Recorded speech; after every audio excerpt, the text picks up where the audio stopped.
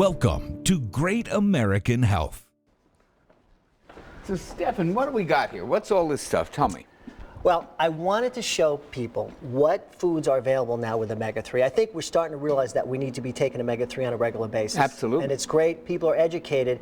And as a result, companies are starting to put omega-3s in many different foods. I mean, you have cookies, even eggs now, even peanut butter, which is really an interesting twist, is that they're putting omega-3 now in butter. Are these good? If they were putting fish-derived omega-3, it would be good. And also, the only how much question do they, would be is how much do they get to put in that? Because that's the other issue.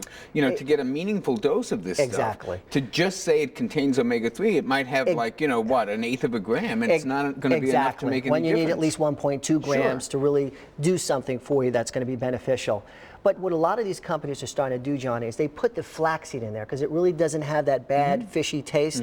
And so that is, quote unquote, a source of omega-3. And I'm really excited that we're talking about this because a lot of people out there are saying, you know, I'm taking flaxseed oil. And they're thinking, oh, I'm getting omega-3 on a daily basis. And it's very unfortunate because what they're getting is the type of omega-3 that don't necessarily give you the benefits that we know as omega-3. There are basically three sources of omega-3. You have EPA and DHA that give you the beneficial effects, such as promoting better brain function, such as joint health, cardiovascular health, even better looking skin.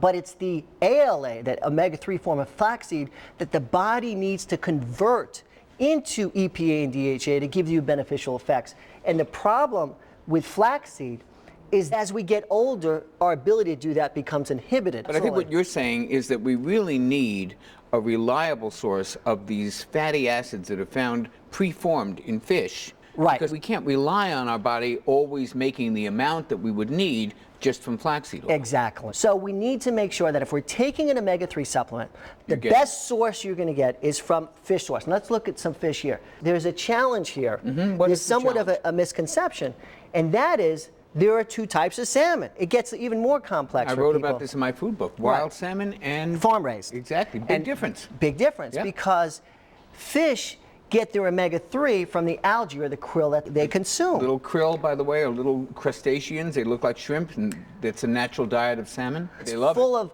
omega-3. Well, the farm-raised salmon, whole different story. It's different. We're not feeding them the omega-3. No, we're feeding them grain. Pellets. Yep, pellets of grain, and they get sick. They live in pens. They need antibiotics. They're subject to a lot of things that wild salmon are not subjected to. The other thing is there's this misconception fish has to come from some region of the planet in order to be good. Fish don't have passports. Right. Omega-3 is omega-3 Absolutely. is omega-3. Correct. Okay.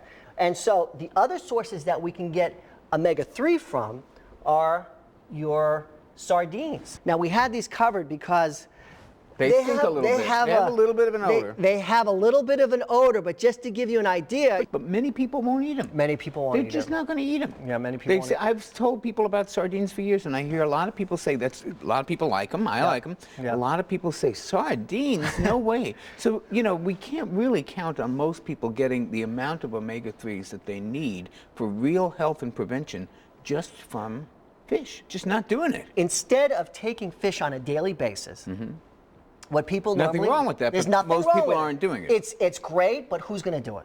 You know, I mean, try with kids or even adults getting on a daily basis. It's not necessarily practical for some people, whether it be taste or, you know, price, if they're going to get wild salmon on a daily basis. So what do? We supplement. And there's nothing wrong with it. Supplementation is great because what we do is we extract the omega-3s from the fish and we put it in a supplement and we actually filter it as well. And that's one of the other dynamics about having fish is that you have toxins that are in our ocean. And in the farm-raised. And in the One farm-raised. of the largest sources of PCBs. It's been documented by the Environmental Working Group. Very high source of PCBs in the diet. They've been banned years ago, but they're still in the environment, and they do wind up in farm-raised fish. And then, of course, we have heavy metals or mercury. And you want to purify them. And you want to purify it. Here, with your supplements, you get purification. Right. So that's great. We're actually refining. We're moving up the scale. We're moving up the ladder, Yeah. okay, to the higher echelon. Now, walking down a supermarket, who would ever think that there are different types of fish oil that I could be having? Isn't fish oil fish oil? Not necessarily. And let me show you here. I have an example. You happen to have some Christmas balls here. I happen to have some Just Christmas. happen to have them here on the We're set. going to have Christmas early this year. Okay, good. This is the molecular structure of the type of omega-3 complex, which is a triglyceride that's found in your supplements. Generally, that's one of the 3 types that you can get. This is what it looks like. You have a glyceride, and it's a tri. You have these fatty acids around it. Could be omega-3, could be some other fats around it.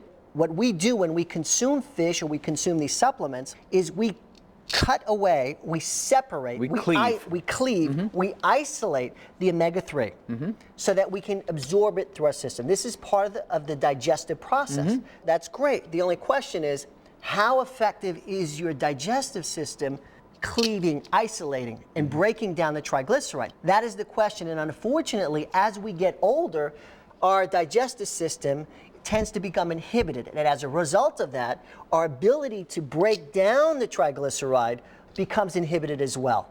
And so, are we absorbing 100%? Not necessarily. So this is the first source, the triglyceride.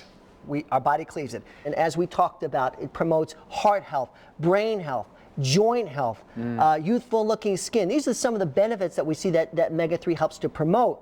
Okay, if you're going to do that, why not get it with the best source you possibly can get, with the isolated, free form of omega-3, knowing that you're getting it in your body, in your bloodstream, without anything inhibiting the absorption. Makes sense to me.